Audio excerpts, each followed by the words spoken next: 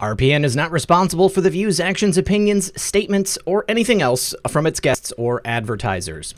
The information contained on this program is not responsible for the views, actions, opinions, statements, or anything else from its guests or The information contained on this program is not to be construed as medical or legal advice, and an appearance on this program is not necessarily an endorsement. As always, we encourage you to do your own research. Enjoy the show.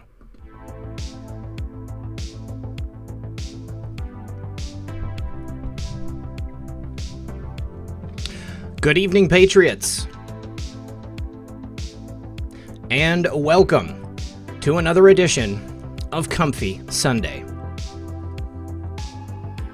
Apologize for that slight technical glitch. Everything is going to be good from here on out.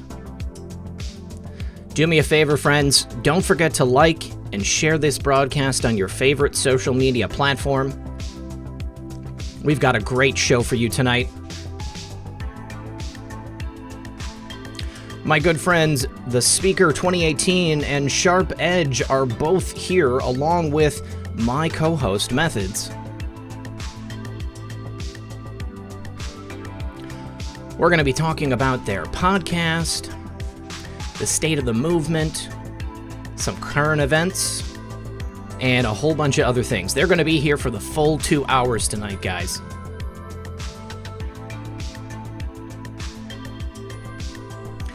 And before anyone asks, no, the list of Patriots that have supposedly been sent to Gitmo and cloned is not real.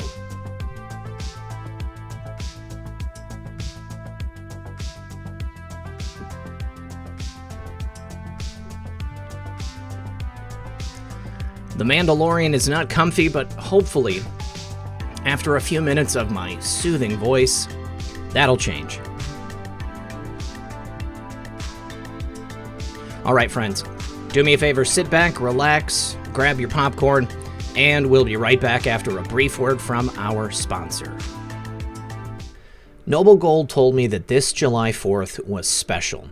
Gold is up around 16% and the Dow has lost around 10%. And if you start a gold or silver IRA this July, you will get one of these, a 5-ounce America the Beautiful silver bullion coin with every qualifying IRA. To qualify, you must mention my name, RedPill78, and make sure you start the IRA in the month of July. Well, you can click the link below to visit noblegoldinvestments.com or call Noble Gold today at 877-646-5347 and make sure you get the ball rolling this July. Again, the link is in the description and the pinned comment to visit noblegoldinvestments.com or call them at 877-646-5347.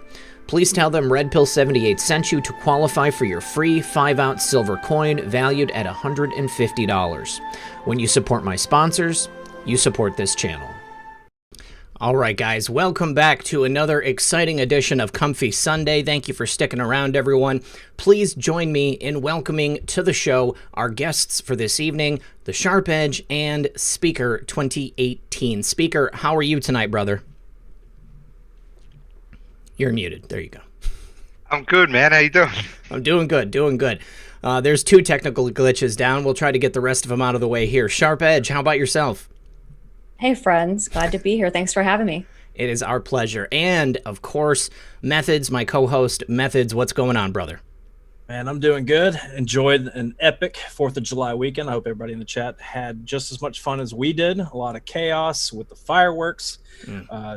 A lot of booms going on in my neighborhood.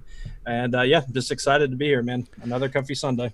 Yeah, how about you guys? I mean, there was an incredible amount of fireworks. I feel like people have been setting off fireworks for the last 2 months straight. Every single night there have been fireworks. And last night there were more fireworks in a single night than I've ever seen at any other point in my life. Edge, how were the fireworks for you guys? They were great. In my neighborhood, it was fantastic. I mean, it was like a professional show. People really pitched in and they didn't go small. They went large this year. So that told me a lot about the patriotic people in my neighborhood. So I was happy to see that. Yeah, people were ready. They needed it this year, despite the fact that many local places told us that we could not celebrate the 4th of July. I thought that was incredibly hypocritical, considering the fact that we've had nonstop demonstrations for a couple of months. Speaker, how about yourself, man? Were there any festivities where you were last night? Dude, I saw a kangaroo going across my garden. That was about it. For real? For real? Remember, I'm outside of the world, man. We don't celebrate 4th of July. What are you talking about? Well, I mean, it seems like there's a couple of different holidays where there's like a foreign equivalent of it, and I can't think of any that I can use as an example right now. But there's always Australia Day is a good one. There's always an excuse to do fireworks. I mean, do they have that in Australia? Is there an American equivalent? No, fireworks are extremely illegal here, man. What? It's really hard to get. Yeah, it's really hard to get. That's ridiculous. I am going to start a black market bringing fireworks down to Australia. There is. I know a guy in Chinatown where I get mine from, but it's not legal. You gotta have a safe word and stuff. Yeah, you need a password, man. Okay, there is. You can get better fireworks here now than you could before, but a couple of years ago when my daughter was little, like maybe 8, there was this one place where you could go to get fireworks, and I had heard the rumor that you could get better fireworks if you were able to finagle yourself into the back room. And so I was looking around, and this guy comes up and he's helping me, and I'm like, these are nice, but I want the good fireworks. And he looked at me and he kind of, surmised like if I was going to be okay or not. And he was like, follow me. And he literally took me into the back room and sold me illegal fireworks. And it was awesome. They were so good. I bet it was. I mean, a lot of us saw that video of California with their illegal activities. That overview shot of all them shooting fireworks is beautiful. But I wrote a tweet earlier today asking everybody, how the fireworks went in their neighborhood. Because mine sounded like a war zone. It was chaos out here and it was awesome. Mm-hmm. But I was two takeaways from it was, one, a lot of people that have been living in their homes for 10, 20, 30 years said they've never seen or heard that level of, we'll just call it, patriotism happening during 4th of July. It went on for hours going on. And another one too was, how much people hated it for their pets. Because right. I mean, I know my 2 cats were MIA. I didn't see them till this morning. But yeah, I mean, there was so much more going on. And a lot of it was just more a way to show, we're going to be heard. We're going to create these noises. Even if they're saying it's illegal, we're still going to have our fun and celebrate, 4th of July. So it was very exciting to see that. Well, what I saw, over the last couple of months, clearly there's been a certain level of unrest. With the coverage in the media, you would think that a vast majority of the country hates the police, is angry about the treatment of certain, races of people, and they want drastic change, and they will accept nothing less. But what last night showed me is that a significant portion of the people in this country are still very patriotic, do actually support the president, and they told their local Democrat government officials and Republicans in some areas as well that they could take their restrictions and shove them where the sun don't shine, because they're, the ability to go out on 4th of July every year and for the country to blow these fireworks off, to think about our past, where we came from, what we've been through as a country to secure these rights and these freedoms. This is something that we need, and especially after just all the crazy stuff that's happened for the last couple months. So I was really, really happy to see it. I totally agree with you, man. But yeah, let's go ahead and get all this started. I guess I know you've had Sharp Edge and the speaker on the show or on your channel before, but obviously with everything going on and this audience might be, a little bit different. Let's go one at a time and just give a little background. We'll start with Edge, ladies first. And, let us know a little bit about you, how you got started in this movement, how you found, what I mean, like finding Q, all that stuff. Sure. I was following, a lot of channels and on YouTube and so forth prior to and leading up to Trump's 2016 election. But, and I was really worried about Hillary winning. And so I was just really, really hyper focused on that at the time. I knew that what the stakes were if Hillary had won. And I just felt it. It was just placed heavily on my heart. I think a lot of people can relate to that.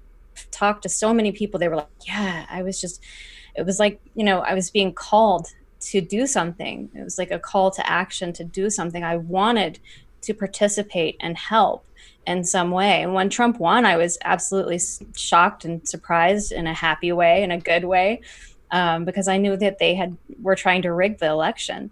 But then when Q came on the scene, I was following that closely, pretty much from the beginning, shortly after Q arrived.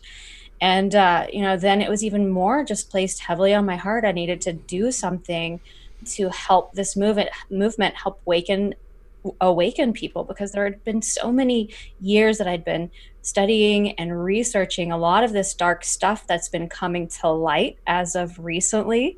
And so I just felt, the public really needs to be aware of what's going on. How can I help? And then when Q came around, I was like, okay, I started seeing people like myself coming out on Twitter and on YouTube and just speaking out about these things. And I knew that was my calling. And so I started an account, a Twitter account, not long after that. I think it was in late December of 2017, or maybe it was in January 2018 when I started a Twitter account. I've just been doing that ever since. It started off with just Twitter, but I've kind of branched out since then. Met a lot of really cool people along the way. I've been writing, Twitter threads, reporting on stuff, just daily news, but really just doing my best to awaken people and be a part of this great awakening, help people along the way. Writing, making videos, doing podcasts, things like that. So I met you guys, I met Corey, just made some really awesome friends. A lot of them probably in the chat right now. Hello, everybody. Just collaborated on some really cool projects and things all along the way to really just add my contribution to this movement. Well, you've done a great job, and I just want to say that now, having had the opportunity to become friends with you, it's a great experience, because I followed you before I actually met you, and it's been awesome from an outsider's perspective to watch your trajectories, so to speak. How you've grown and what you guys have done with the podcast. It's a really great job. Now, Speaker, what about yourself, brother?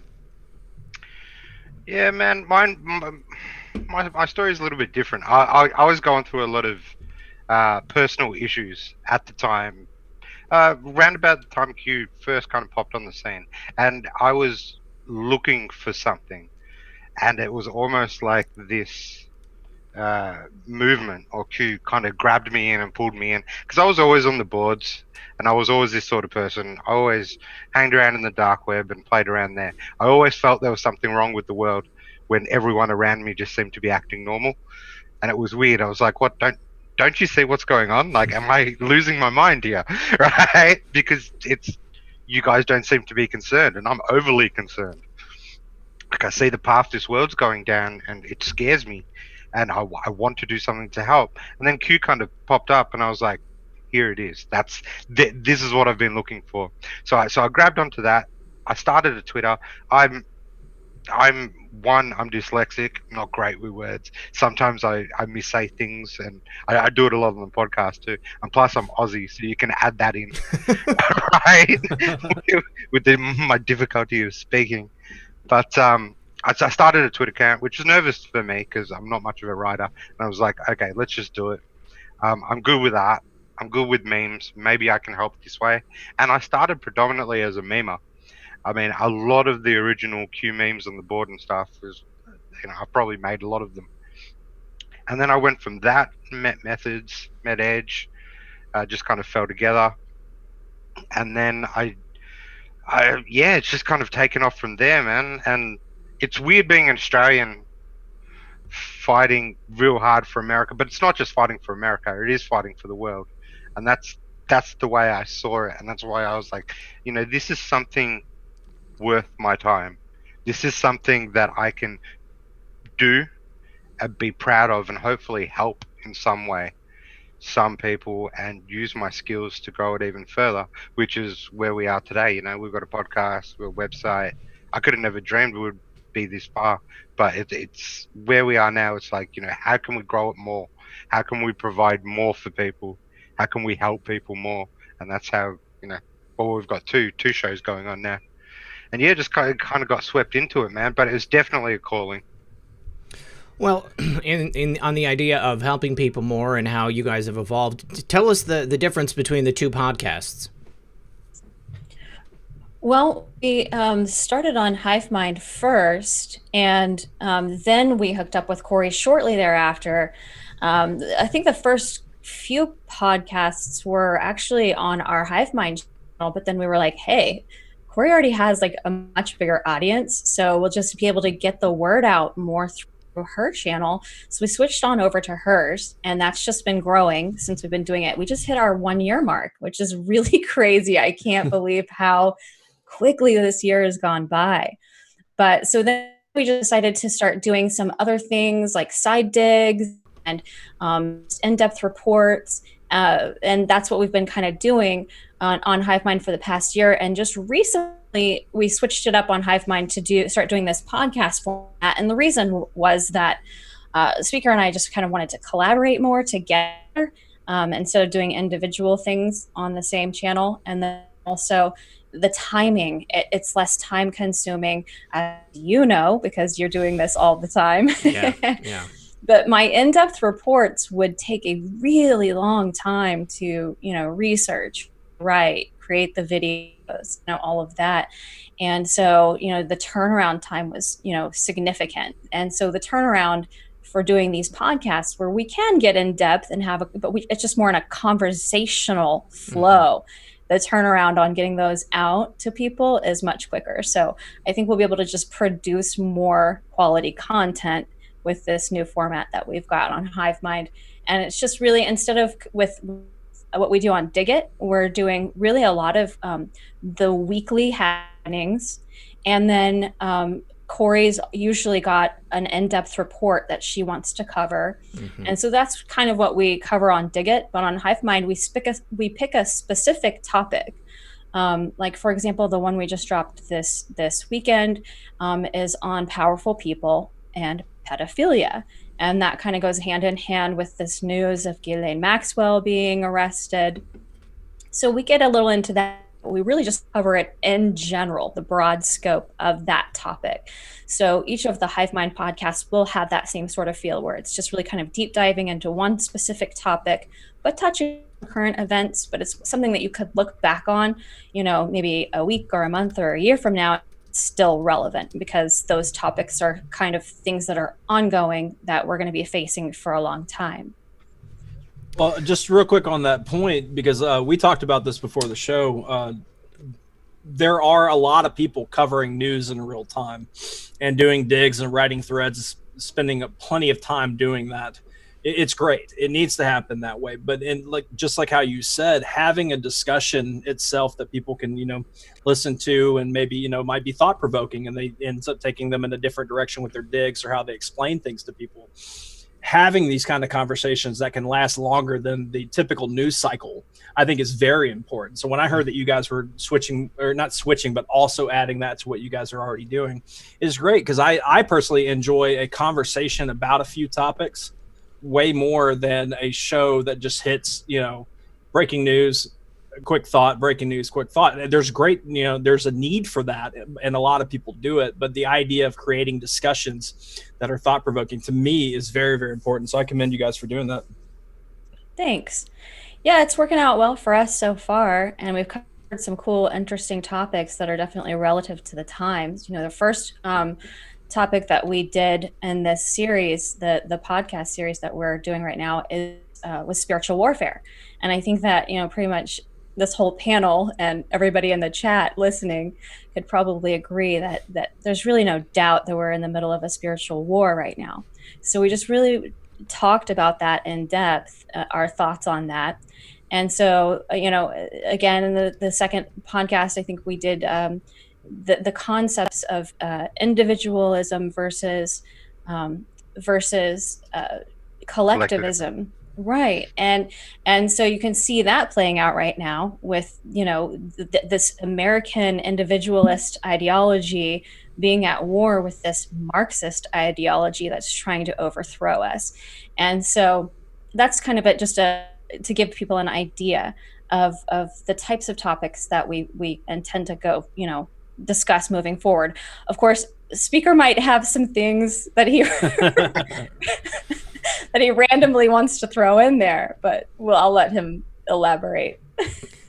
Speaker, what would you like to see on the podcast? She doesn't let me do what I want to do, man. It's abusive. I don't like it. I keep coming up with topics, and she keeps shutting me down. Oh, somehow I don't see Edge as abusive, but I'll take your word for it. Right? I don't like it, man. I want to talk about Bigfoot, but no, we can't talk about Bigfoot because there's no fun in that, is there, Edge? Bigfoot's a fun topic. I mean, I just know nothing about it. So I'm like, you can just do your own Bigfoot show. You could start your own podcast and just talk about cryptids. There's nothing wrong with cryptozoology, Edge. It's fun. It's interesting. I mostly just do this to stir her, right? I don't really want to talk about it. Oh, man. Right, but I can appreciate seeing things like podcasts that do kind of change it up and talk about other things, because there are a variety of topics that don't really make it to these conversations because they're not relevant in the real time of what's happening in the world, or when our favorite Anon drops and stuff like that. Obviously, not talking about Bigfoot in the next Q post, but how cool would that be, though? Right. No, if that were to happen, oh man, the kind of conversations we would end up in would be just amazing. But I can appreciate those things happening, but during this time, especially now leading up to the election, we're all trying to put in our time towards what's most relevant to help move towards the goal. But yeah, I'm all for it. Give me a 1 out there if you want to hear a Bigfoot podcast by the Speaker. JoJo's already on it. She's already put her answer in the chat. But yeah, give me a 1 if you want to see a Bigfoot special by the Speaker on the Hive Mind channel, and maybe this will coax Edge from get Edge to do it. You're gonna I told you, Edge. You're gonna give her a heart attack. She's like, no, I don't want to do this. Rook Castle says she used to date Bigfoot. Okay. All No, ones. Literally all ones. Not a 2. Not a single 2. All ones. See, I told you, Edge. Okay, we have one 2 from Angel Patriot. Oh, come on, Angel. What are you There's doing? a 420 from Michael. Joshua Mitchell does not want a Bigfoot episode. There's plenty of them. But this is kind of driving the bigger point that we're all trying to make here. Like, having these conversations about anything and going down that path and stuff like that is also it's an alternative, because we could turn on live streams throughout the day and hear the same news headlines throughout it. And we get the different take by whoever's running that channel, which is good too. But every once in a while, we want to drift off into other things as well. So having those things available are definitely good. And I imagine with all these ones I see in the chat that Edge is getting converted right now and rethinking the business model of Hive Mind.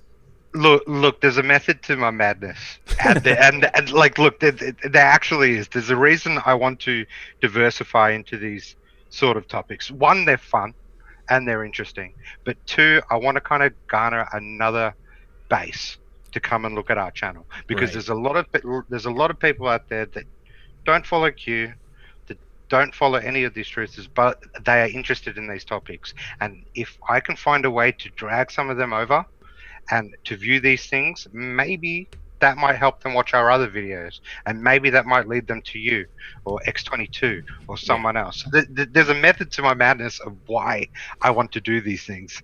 I mean, I can totally relate to you, and that's why I always try to have a variety of guests. Whether it's Comfy Sunday or the regular live streams on Friday and Saturday. I love doing crazy paranormal topics like that, or people who have written books about something other than politics, because for that exact same reason, I mean, there's going to be a bunch of different eyes that might come to the channel, and then they're going to find something else, and maybe they're going to expand their mind a little bit, But I will warn you. I will warn you. Go ahead, buddy. If you have devotees of a particular genre, they will inevitably be upset about you changing it up. So just be ready for it. Right. And just real quick, May Nerd in the chat says BLM stands for Bigfoot Lives Matter. So I can appreciate that as well. Thank you. That's a good one. Oh, Sam Squanch. I'm a big Trailer Park Boys fan, so I would be interested in talking and touching on some point down the road on ancient civilizations, just occult knowledge, things that have been hidden from us. I think that actually has relevance to today. But so I would be interested in actually pursuing a topic like that. So maybe we can meet in the middle, Speaker. Yeah, we can talk about Göbekli Tepe and all that. We can go down that way. That would be great. I'd be tuning in for that too. Good stuff. So with regard to what we have going on in the world right now, I mean, how do you guys feel about kind of the evolution of this movement and where we are as a country and as, you know, the entire globe? Because, you know, this started off as kind of a uniquely American phenomenon. It was about, you know, the election here and you know, these people in power here. But very quickly, it was obvious that it expanded beyond borders. And then at the same time, the people following it were from many, many other countries, clearly, you know, obviously, Speaker. And now there is this almost global sense of patriotism. It doesn't matter if you're not American. You don't have to be American to support President Trump, to support the patriots, to support the liberation of the people of Earth. You know, how do you guys feel about where everything has gone? I can say it from my point of view, man, and the way I've always seen it, as another reason why I'm here, because the truth of the matter is, America, the US, is a beacon of light to the world. This is the truth. There's no reason. You lead the forefront of most Western countries. Whatever happens to you will slowly start to trickle down to the West. If America falls, the West falls. It's quite simple. And that's the reason I put in half my time, more than half my time, trying to fight for you. I think I'm more patriotic and more American than half the Democrats. Right? I would agree with you there. Right. Right. But like, it's one of those things, man, where I have to at least try, and I have to put my full ability and what creative process I have to try to save America, because we're at a point where the world needs saving, man, and we can see it, and we're lucky that we did have someone like you to kind of wake us up to the fact before it became too late. Because when societies get this way, you can see it. You can see the fall of societies. I mean, if you know anything about history, this is exactly how societies fail and start falling. You're seeing it now with tearing down statues, of rewriting history. It's happening, and it's happening in real time. So, Edge, how about you? Well, you know, you see these two worlds juxtaposed to each other happening at the same time, simultaneously. You see this darkness rising with all of the riots and, you know, this Marxist agenda trying to take over. And then you see, on the other hand, this rise in patriotism, this return back to putting God front and center and what we do as a country and all of these things. And so these two worlds are just kind of parallel, that occurring at the same time. It's really interesting to watch. And I think that what Q has said, you know, time and time again lately, is that, you know, we had to let you see this, you know, in order for enough people to wake up and join in this great awakening and join in the fight, because a lot of people were still sleeping. I see a lot of people waking up. I do see and feel encouraged by the amount of patriotism. You know, I see a lot of good signs that we are fighting back. You know, I see counters to these BLM protests. I see donations being made to the Trump campaign in record numbers. I see people supporting the Second Amendment now more than ever. I see, you know, MAGA people winning in the primaries. You know, I see seats taken in California and things like that. See fireworks exploding all across LA with under threat of a $50,000 fine if you get caught doing it. So there are visible, tangible ways of seeing how people are rising up and waking up. And it's very encouraging. I have to agree with you there, 100%. Speaker, with regard to the prevalence of this movement in your country, is this visible on the street? I mean, it seems like there are a lot of people from Australia who are visible. Maybe it's just my followers. Maybe it's just people watching the show. There are a couple other YouTubers. Strappy Me comes to mind. But I mean, how prevalent is it in your country that you see people as part of this movement? Honestly, from where I am in Melbourne, I don't see it very visually. Online is generally the hub where these people speak at, because Australia is a lot like America, where when you start going against the grain here, you'll be surprised.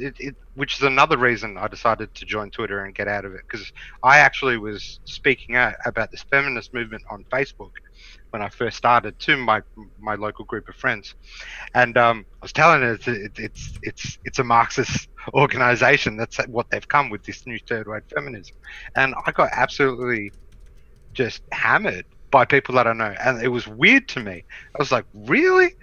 Like, and I actually had personal friends come up and said, you can't talk about this stuff.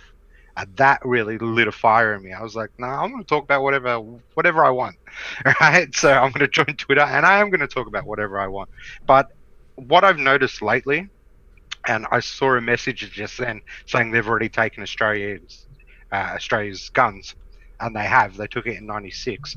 There's a podcast we did about that too, preserving the Second Amendment, and for about 10 minutes I talk about that situation where they took our guns. But I've got a lot of friends coming to me now going, you know what, I'm starting to understand this gun debate, and just people I didn't really thought. And I was like, oh, okay, now you're seeing it, now you're getting it. Once the violence starts kicking off and you're seeing especially what you're seeing in America now with these riots and stuff like that. So I do have a lot of people coming to me with those sort of things, which is very encouraging. But on the streets, it is still very much like the same Black Lives Matter protests in Australia for some reason. One of the most least racist countries you'll ever come to. But yeah, it's encouraging to see that, and it's encouraging to see a lot of independent Australian journalists like Avi, who's always on the streets of Melbourne doing his thing and Avi getting Mini? in the middle of it.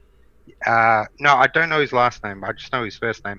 But I think he's like half Greek or something. But yeah, he's from Melbourne. But he speaks out about this stuff. He's absolutely brilliant. He actually went to Hong Kong and did an interview with a protester there. Yeah. I saw him. He like called somebody out for being like a paid shill for the CCP. I saw that. Yeah, he's great, man. He's fantastic. He's from where I'm from. So yeah, he's so you got a few people like that speaking out. So it is encouraging, but you still don't see a big impact physically, but online 100%. It's people are waking up. But I think people are afraid to talk out too, man. Like I was back in the day when I got called out about this stuff about 4 years ago. So, I do understand people's fear. People losing their jobs and all that for having a different point of view. So, if you got people that have families and are doing the white picket fence thing, I don't blame them. It's hard to judge those sort of people, man, because they've got livelihoods to support, and especially with these big corporations now that are just bowing down to PC culture, or for the sake of money. So I mean, I could totally agree with all that. We needed this kind of time to happen. I know a lot, I see a lot, and we have seen a lot of, why are things taking so long? And not just with the rest, just in general, taking our country back. A lot of us, and I have no problem admitting, it took Trump getting, elected, and for our favorite Anon to show up for me to really decide to use my voice. I paid attention to politics because I was into this kind of research thing that we ultimately do now. But it was more so just to be aware of the inevitable, because I kind of saw, the Hillary president writing on the wall and what would have happened in that case. So I just wanted to be prepared for it and be aware, even though anybody I would try to say any of this to would just kind of stop answering the phone, stuff like that. But yeah, I'm very grateful that we've had this first term to, find our voice, find our way on what are we best at? What do we do? Build our platforms.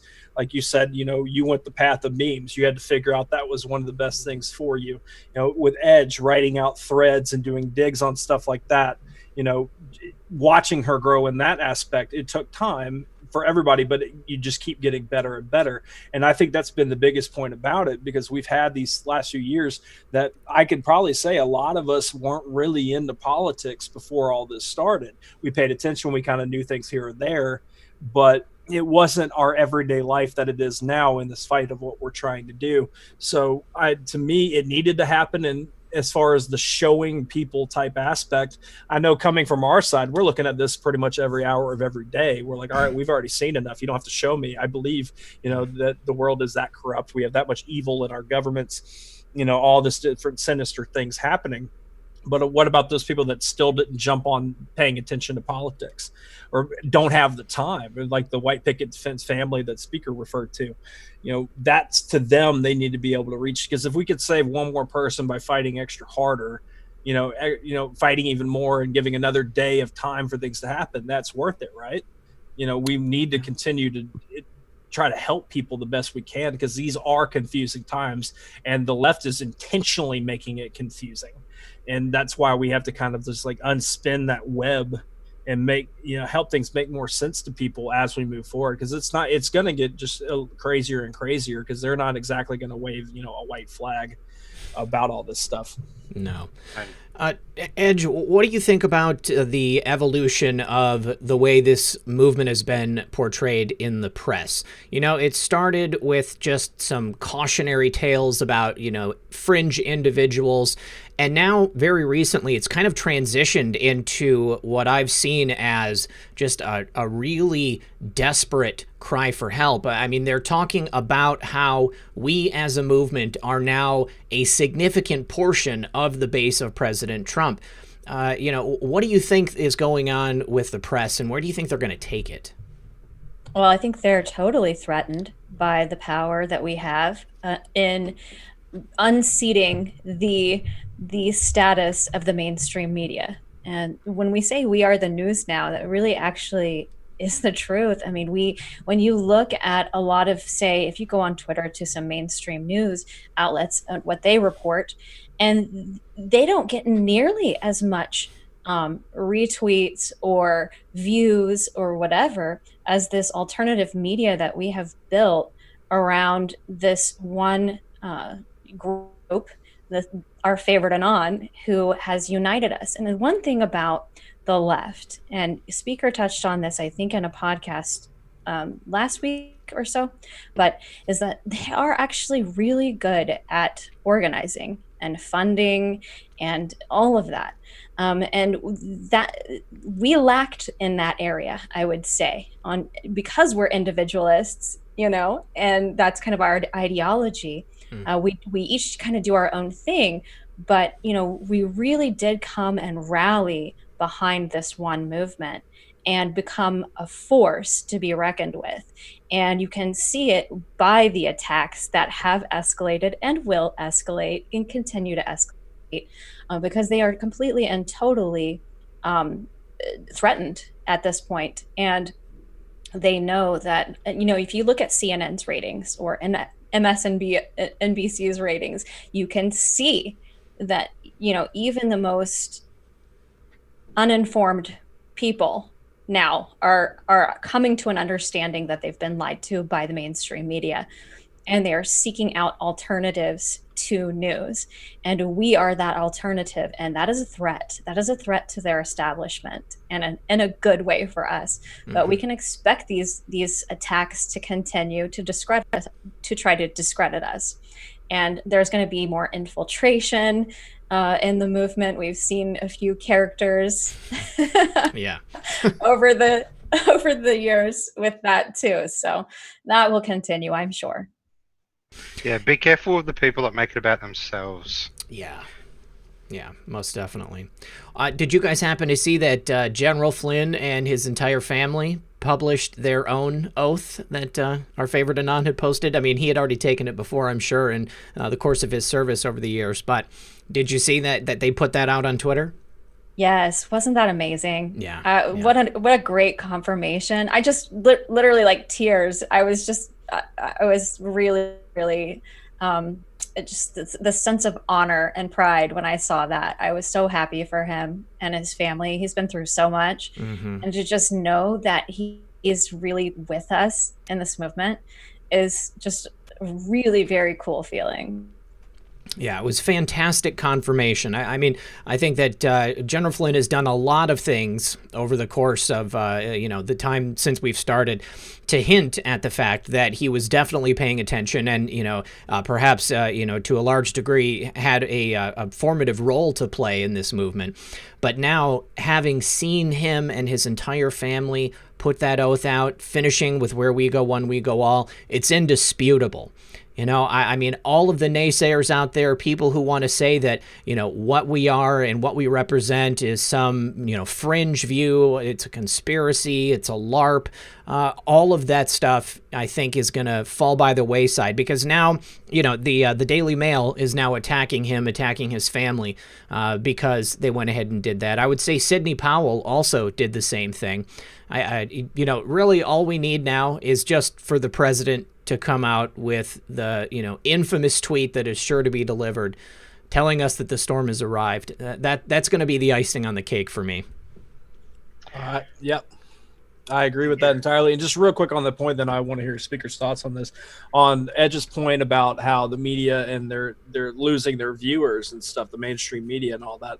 I was just listening to a little podcast earlier, and they said that since ESPN has switched over to covering quote unquote woke stuff and talking about all these things from that light and trying to be political, they've been tanking in their views. And I found out that last Wednesday during their primetime hours, they had their max or something like that. Maybe somebody can look it up, was 100,000 viewers, and it's ESPN. And because they switched to politics. Now, obviously, there's not really much sports to cover and all that stuff, but they are making the wrong choice because then what happens is they bring up these topics and they have their slanted opinions, and then people go to the next suggestion of that topic on YouTube, and then it can end up very well being one of the channels that we're into, and then it ends up covering that topic. But yeah, Edge, Speaker, what did you think about seeing Flynn taking the oath? Yeah, it was great to see, man. I think most of us that have been in this for a long time are beyond any doubt of believability of what we do. We've seen way too many proofs. We've seen it time and time again. So to us, it's not really objectifiable. It's we see things like that, and it's just another notch on our belt that we've been doing the right thing and we've been following the right thing. So yeah, like I was saying with our podcast and stuff, how we kind of have gone away from different things. There's so many channels that do Q stuff, and it's not that Edge and I don't follow Q. We follow it all the time. We've been following it for the last 4 years, but there's just better accounts. There's accounts out there that are better at just like sending out the information to people, like Red Pill, like X22, and we were like, okay, we're going to do something a little bit different and try to fill the gap of that. But yeah, that was a fantastic moment to see. I remember when going back about a year ago, when General Flynn wasn't following Edge, and Edge was like really sad about it. And then she was really sad about it, man. Oh, really? No. she was really upset about it, man. I was like, it's all right. And then she messaged me a couple of days later. She's like over the moon. She's like, yeah, I gotta follow. That's great.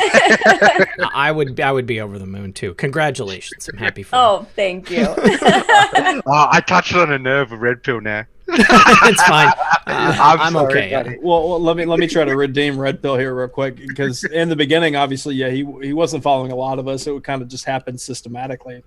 And then I remember when we all researched and we saw that Flynn's birthday happened to be D5, which is not true. Mm-hmm. But it was on a couple different websites. So I did my verifying, make sure it was like right, had a couple screen caps, and then I put it out there and saying, hey, D5 is Flynn's birthday, and everybody made a thing out of it. Well, Flynn had DM'd somebody that's a mutual friend of all of ours, and said, "Hey, I appreciate all the birthday stuff. I don't know where this is coming from. December 5th isn't my birthday."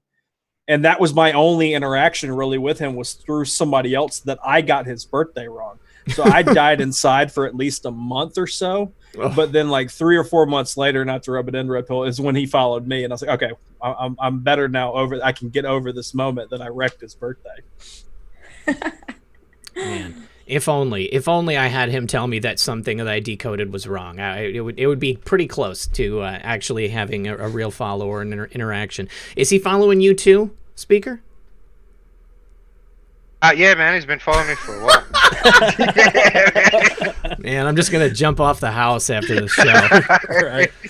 Oh man, well, it's cool. General Flynn, if you're out there, thank you for your service. I appreciate it, and it's an honor to be a part of this movement, whether you follow me or not. But it would be so cool. I feel like such a shill begging people to follow me. I definitely don't want to do that. So now you're just sucking up, man. Oh man, that's so funny. Well, I completely lost what I was going to say. I had this all queued up, and while you're figuring that out, yeah. We've got 5,600 people hanging out with us tonight. I'm glad everybody's hanging out with us on this 4th of July weekend. And I see 1.9 thousand likes. If you guys don't mind turning that thumb blue, that would be great.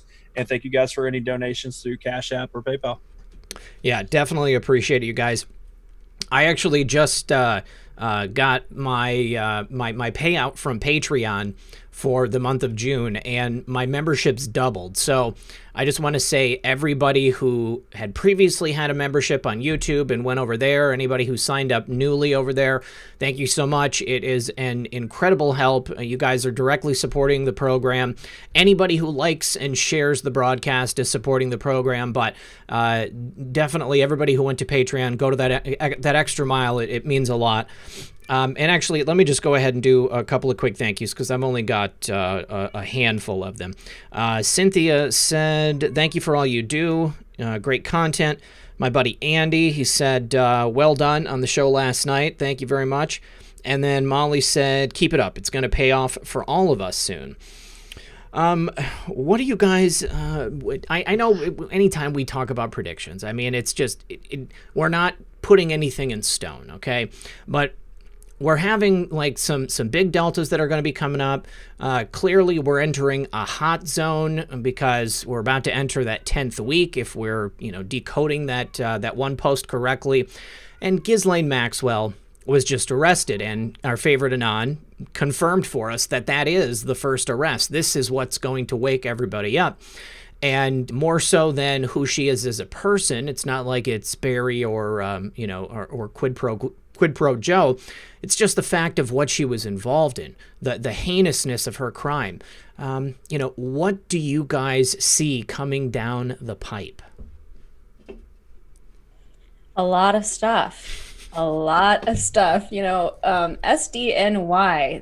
there were a lot of important cases out of that. And somehow I think that a few of them are connected. We have the Clinton Foundation, we have the Wiener laptop, and so I think Q has alluded to that as well, that it's really one is going to link to the next, to the next, to the next. So it's not so much about Ghislaine, but you have to consider all of the people that they were blackmailing, all of the videos, tapes, pictures. Was that somehow connected to any of these other cases? It leads me to think that. I don't want to predict a time on any of this, because really I know they've got it figured out. If they've predicted it down to the week that Ghislaine was going to be arrested. So they've got it all timed out accordingly. So I think hey there, puppy. Again, is this happening every week now? It gets attacked by his own animal? Right.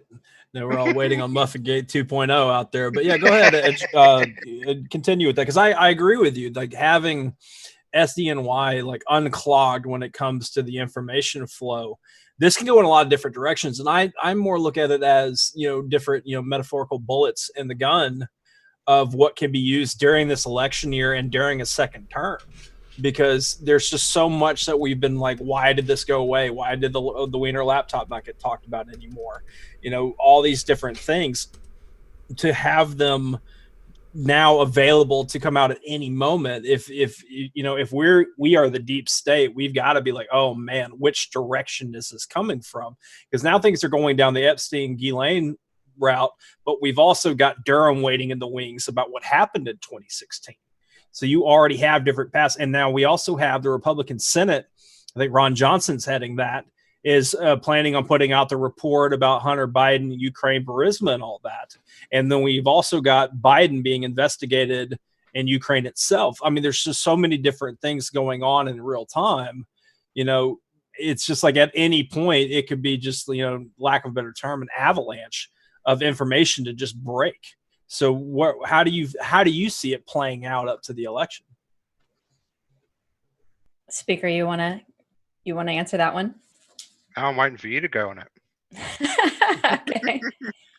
Well, you know, I think we're going to have some more big booms as the election comes, because we know that they've got some shady stuff in their pockets too. They're going to try and drop, and you know how they play games, and you know we can expect that. So I think that we should be seeing some more booms before the November election.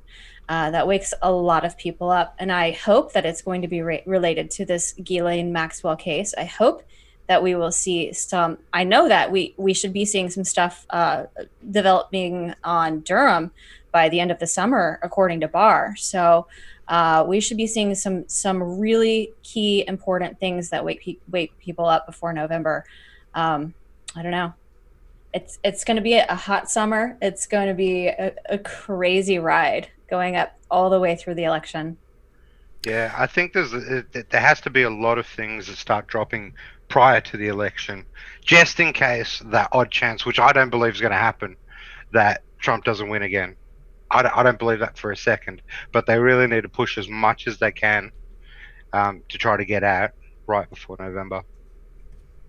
I totally agree with you on that, especially having it be about what happened during the previous election, presidential election, to have that come out and maybe have a little side of voter fraud being exposed and stuff like that. Just real quick, I have somebody in the chat saying they showed up late and didn't know who our guests were. We have on The Sharp Edge and Speaker2018. They're known over on Twitter. I've been dropping their Twitter links in the chat like a madman, and they also do a podcast called Hive Mind, which you be on the lookout in the chat for the link to that YouTube channel. But yeah, no, I totally agree with you. We definitely have to have, you know, some kind of, call it the October surprise of the election. But I do believe it's going to start sooner than that. And I think that it's going to be enough things coming down that it just weighs the other side to where they can't fight it all off. You know, it's just too much weighing down to where even like the casual spectator of every election, like, all right, I'm going to vote, what's going on? They're like, whoa, the Democrats are dealing with way too much. There's way too much going on that's suspect. Because I kind of like what happened with Hillary and the email stuff coming out last time. You know, it made things very, very suspect in general and probably swayed some votes that needed to happen. But that to me was a miracle. I'm less concerned with this election as I was in 2016. But to anybody who says, hey, we don't need to get complacent, we're not. We have to make sure that all this stuff that does break gets brought out. Any other digs that happen, they need to be shared. You know, work with your local people, work with your friends and family to make sure people are voting and signing up to vote if they haven't. You know, we are going to do this, but I do believe that some stuff has to drop beforehand, because like what Speaker said, it has to drop beforehand because you can't take that chance, because it would get swept under the rug immediately. Yeah, it was like what you were saying before, man, and Corey goes into this a lot. You have to be involved at your local level. I mean, sitting back and not, you know, just following trends and stuff it's great to get information and stuff like that, but you really got to, you know, call your governors when things are wrong. You know, if there's an event where, you know, you've got patriots out there marching, join them, right? Look at your local bills, what's being passed, because local level is where the majority of things happen. I mean, it's the same with gun rights and all that. Most of those work at local levels. So yeah, definitely get involved in your local communities and know what's going on where you live. It's so important. And spotting, you know, election fraud and things like this that we know they're trying to pull. on us at your local level. If you witness it, if there's any information that you have, coming forward with that and shining a light on it in order to prevent that, because that I think is the biggest threat to us. I know that everybody's already aware that this is their game plan. I know the president's aware of it. DOJ is aware of it. Q is aware of it. Everyone's aware of it. And so I would imagine they've got a handle on it, that they're watching things very, very closely. But if you want to get involved and help, if you spot anything like that, just shining a light on that, making it public, and getting awareness to that is incredibly helpful at the local level. Well, speaking of getting involved, what do you guys think about Kanye West throwing his hat into the ring for 2020? Edge, what do you think about that? I'm baffled. To me, it was just par for the course for 2020, because this whole year it's like a bad movie. So Kanye West throwing his hat in the ring, I just did a haha, yep. That sounds about right for 2020. But in reality, I have no idea what the play here is. I don't even know if Kanye knows what the play is here. We'll have to see. I can't imagine he would pull many votes away from Trump. I can imagine he could pull some away from Biden, though he did tend to piss off a lot of people on that side by going MAGA. So I'm really not sure who he's trying to appeal to here, or if he's even gonna follow through with it at all. I just want to hear Biden tell him that he's not black. That's all I want to hear.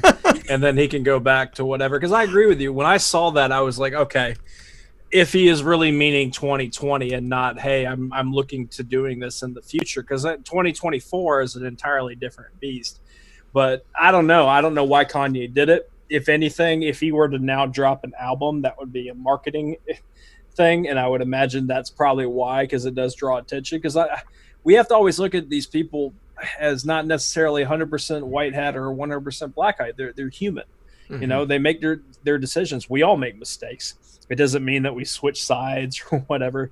If Red Pill has a certain guest on that you might be suspect of, doesn't mean that he's now working for the wrong side. He just happens to be a guest. Mm-hmm. So I can agree on that. I don't know what he's thinking.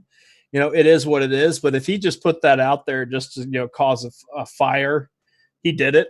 Because I did see a lot of Democrats that were like, "Yeah, I'd vote for Kanye over Biden, without question." Yeah, dude. I look at a lot of these things, and like one of the things I live by in life, man, is you got to try to find the funny. And I think that's absolutely hilarious. Like, I got to look at that stuff and just laugh about it, man, because even if he is serious, I mean, he's never going to become president. Let's be honest. Right? He doesn't have the voter base. And like Method said before, these people love promoting themselves, man. And Kanye West is really, really good at that. Say what you will about him, but he knows how to promote himself. He knows how to stand out. He's fantastic at that. He's done it all his life. So I wouldn't surprise me if he's dropping an album or something, man. Or him and Elon Musk have something in the mix. That's a ticket that I think would be pretty funny. If it was Kanye for president, Elon for VP. I think there could be a couple of things going on here. I think that there is a substantial portion of Kanye's listener base that he alienated when he came out as pro-MAGA, pro-President Trump. So now, by throwing his hat into the ring in the presidential election, maybe he could kind of mend that because he's running against President Trump. I also think that Joe Biden is not going to be the Democratic nominee come November.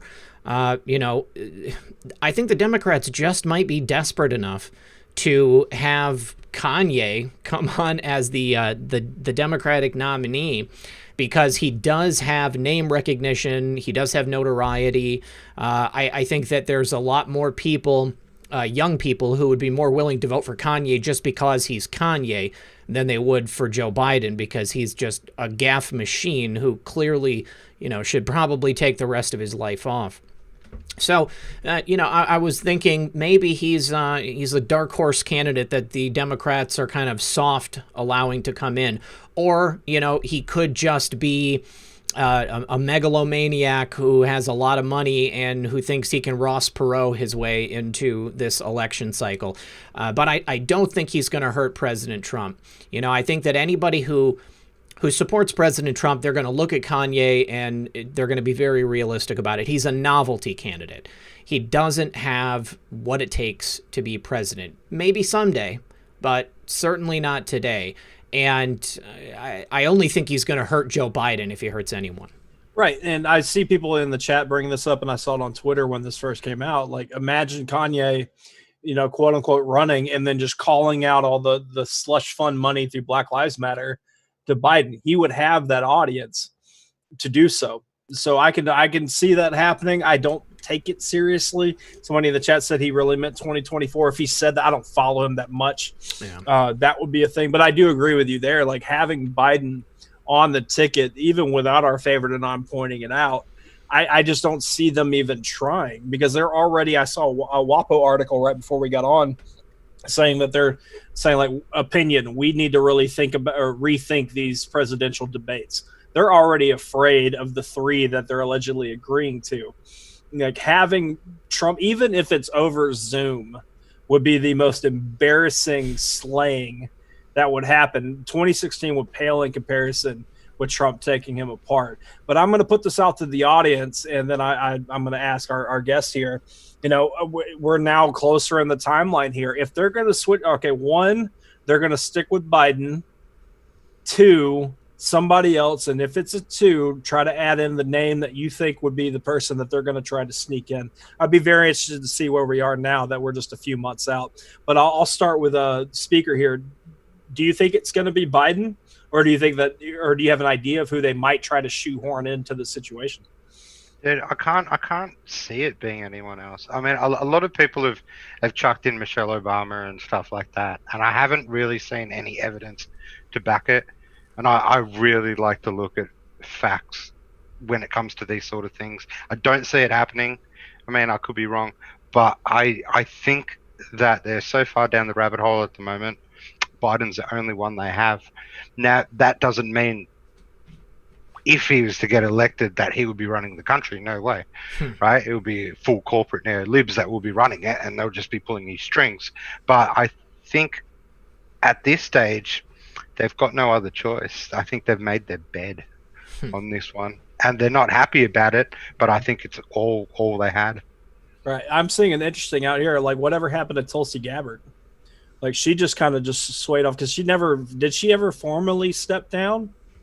Tulsi Gabbard, she did, yes. Okay, that shows you how much I paid attention to her.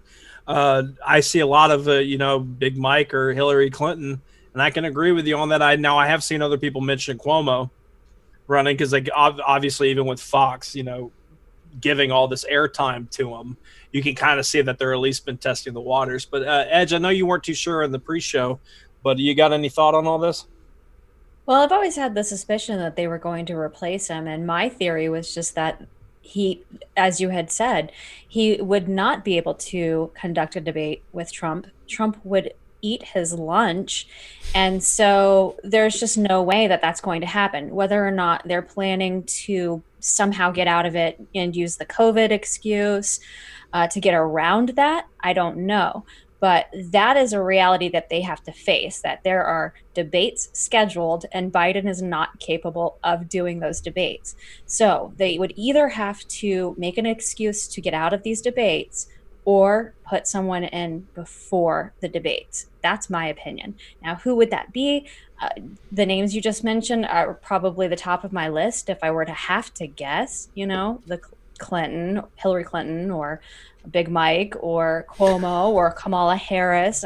I'm sure there's a whole host of terrible options, but I don't know. Your guess is really as good as mine, but that's kind of my theory.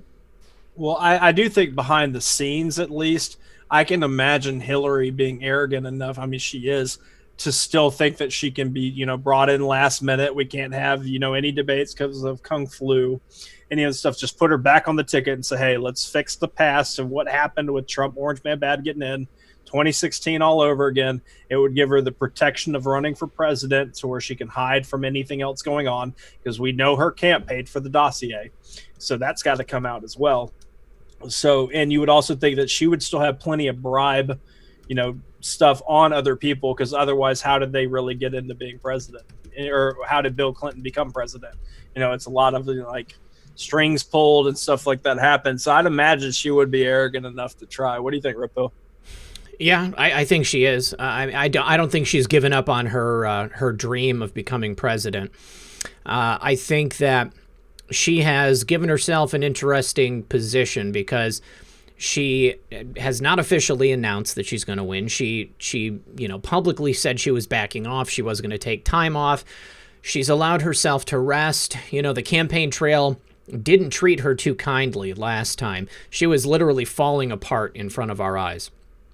And now, with taking that time off, but still attacking President Trump from the sidelines, still doing interviews and blaming everyone but herself for the fact that she didn't win in 2016. I think that she is just arrogant enough to step in at the last moment at the convention. And people are, you got all these super delegates. I think they're going to probably show up. They're going to realize that Joe Biden is in no condition to lead the country, let alone finish out a presidential run. And I don't know when the first debate is, whether or not that's before or after the Democratic National Convention. But, I think that it will be painfully obvious to the rest of the country, too, by that time. And so, yeah, I think that, they'll look around, they'll say who could potentially run against President Trump. Obviously, Biden can't do it. Hillary will say, I already beat him once with the popular vote, even if she didn't. And she can step right in there and go ahead and go for it. Plus, they think they've got it in the bag with mail-in voting. They think they can still cheat in the same ways that they have in years past. But I think that all of those avenues have been removed from them, and they're more confident than they ought to be. So I can totally see Hillary Clinton jumping in at the last moment. And I would think that she would choose a black female running mate. Of course. Yeah. What's up, Speaker? No, I just wanted to go back to, I'm going to get a bit spiritual here, but I wanted to go back to what you said about her kind of losing it towards the end. You saw her cognitive decline. Yeah. You saw those fits she was having. And now you see the same thing with Biden.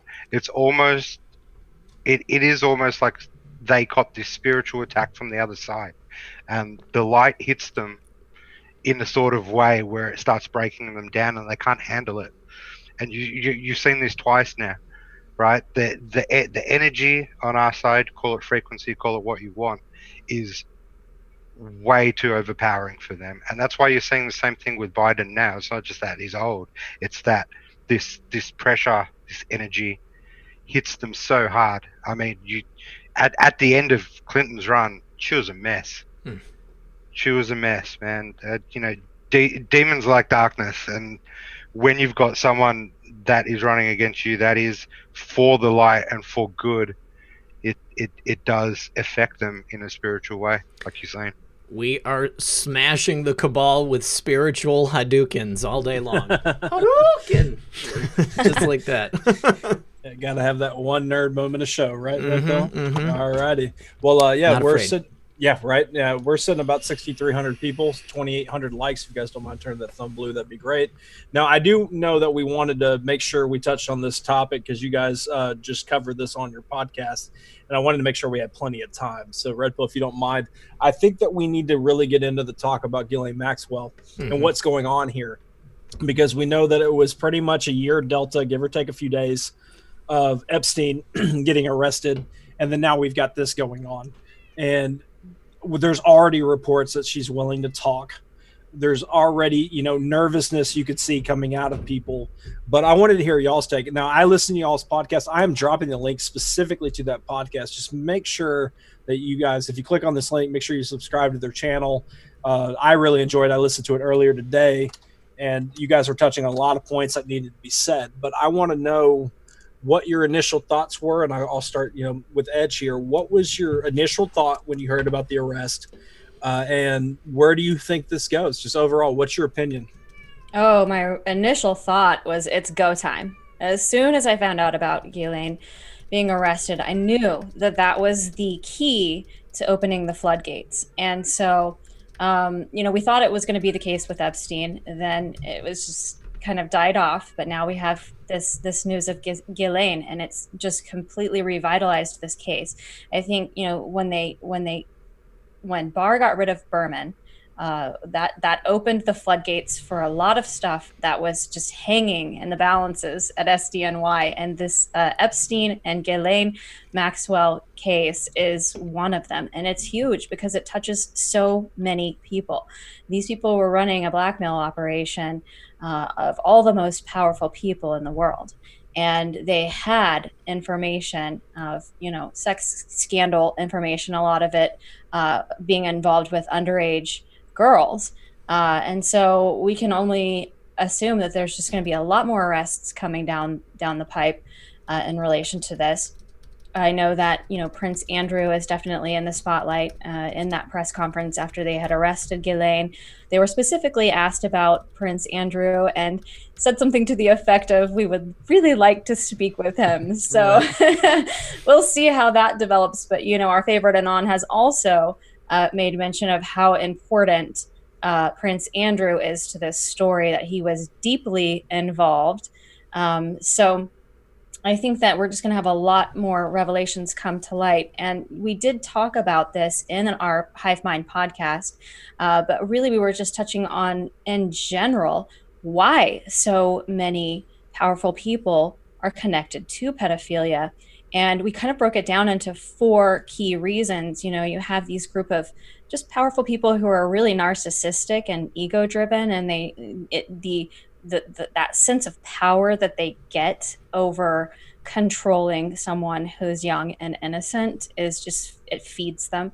But then there are other reasons, of course, and with regards to just really it being sort of like a mafia power structure where a lot of them are involved in it. And we talked a lot about Hollywood being like that, and pinpointed some specific characters that are at the top of that power structure where they're kind of running a ring of that. And then also we got into the darker stuff too, with regards to blackmail and the intelligence communities involved in that. And we know Ghislaine's father has documented connections with Mossad, but also with some other intelligence organizations as well.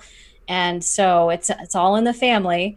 And Epstein was funded by Wexner, who has ties to Israeli intelligence through the Mega Group. And so we have all these connections of this Epstein sex trafficking ring with intelligence communities.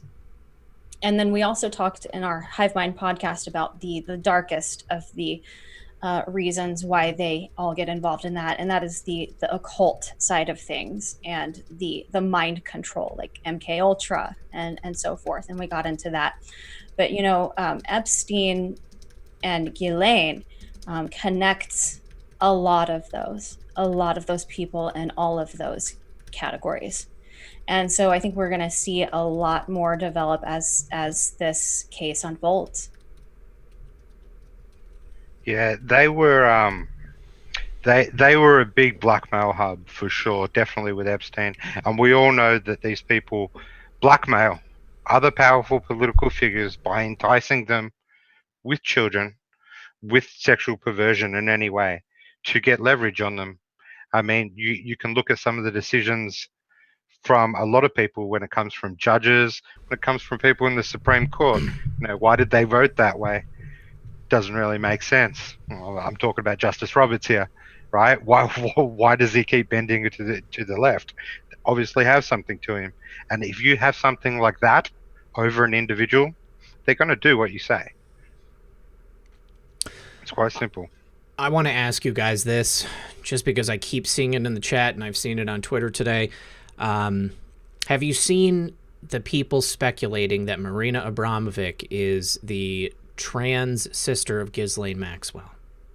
Ooh, no, I have not seen that. I'm surprised because I've been scouring Ghislaine information. I have not come across that, but that's an interesting theory. I don't Have think they? she is. I mean, like, Ghislaine, she's got two brothers. You want me to be believe. honest? No. Yeah, no, I don't think it's true, and I keep seeing people saying it as if it's true. Like, Marina Abramovic has had a long and documented career, and she existed before Ghislaine's brother, I believe, passed away and disappeared. So, you know, I mean, everybody else, you can make up your own mind about it, but I want to throw my 2 cents in there because I saw so many people asking if it was true. Yeah, we want to be respectful of what gets brought up in the chat, but then you're like, there has been this thing about, and I'm not trying to segue out of this, but comparing pictures side by side and asking the question. It's like, I wonder if these people are related.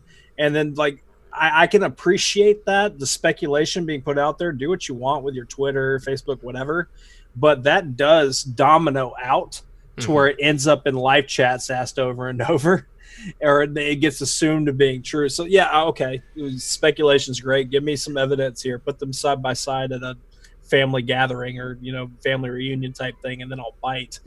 But yeah, I just want to make sure that we stay on topic here, because this is a very big deal.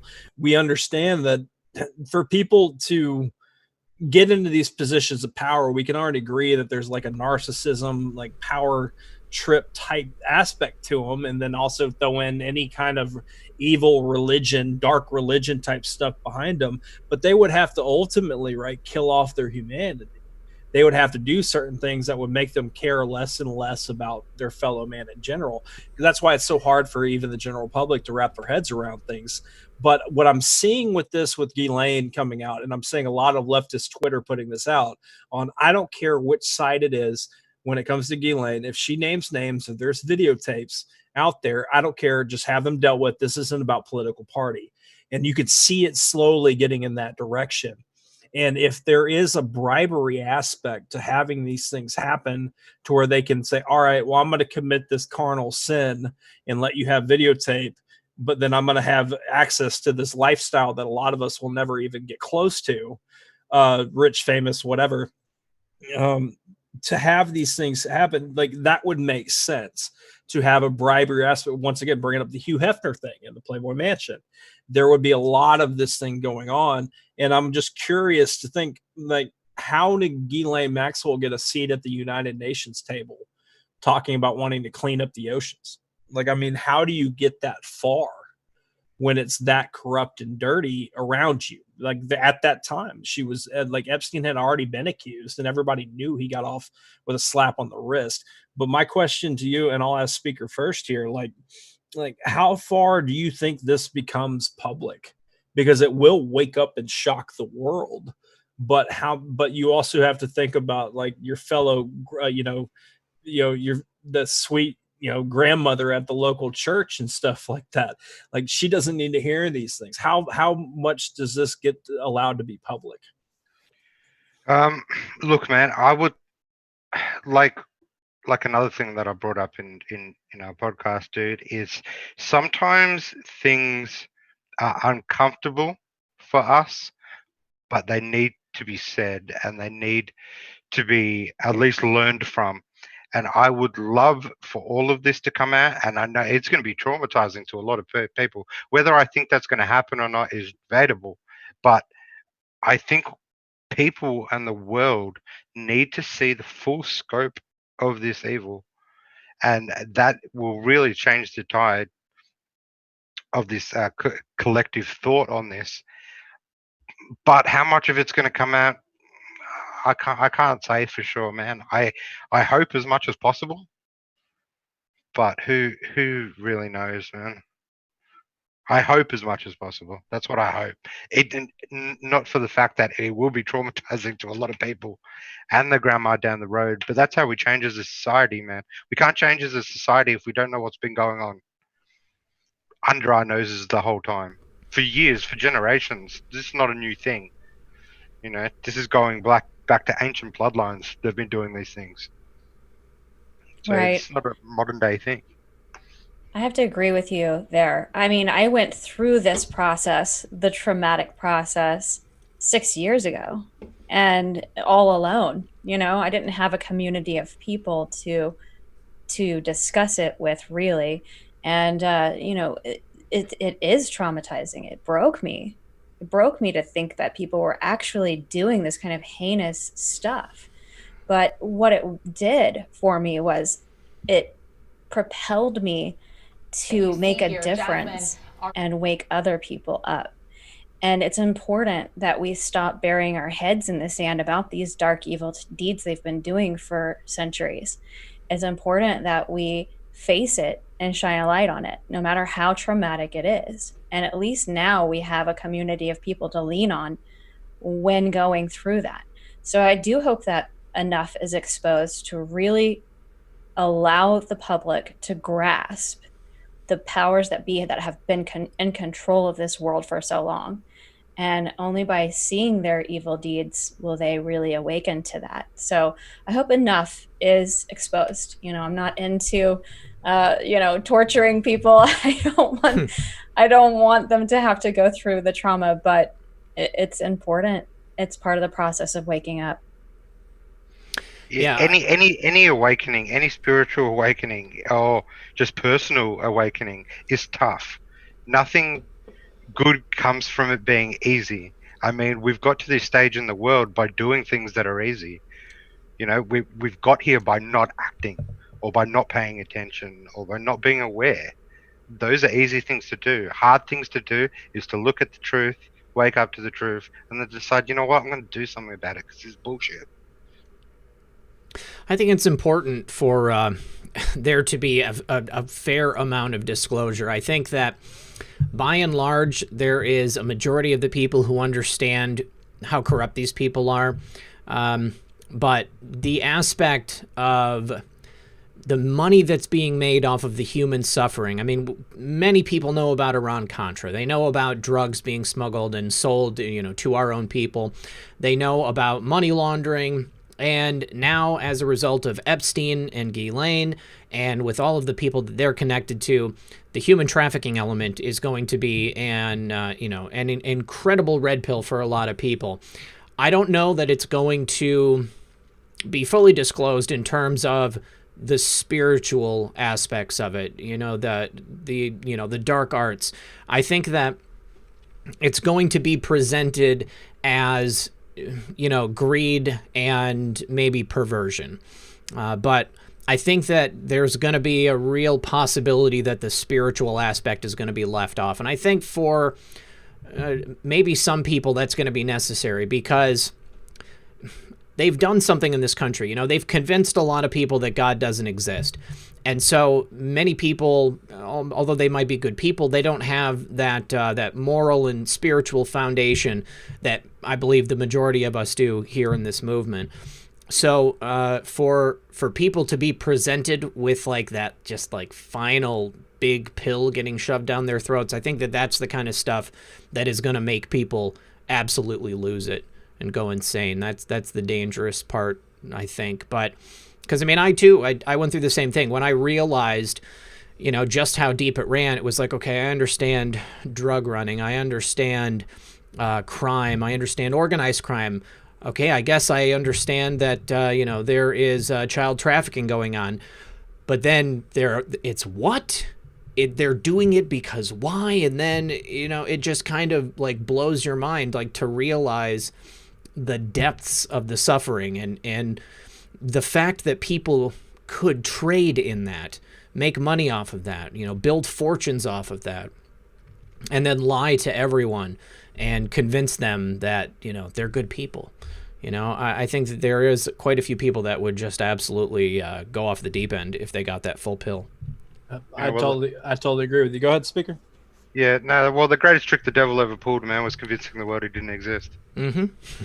100%. I totally agree with you on that, because to accept these kind of things and what you just heard Red Pill walk through, and especially anybody that's new, quote unquote, new red pilled into this situation, we all had to go through this to a degree, and we're not trying to come across as some type of authority.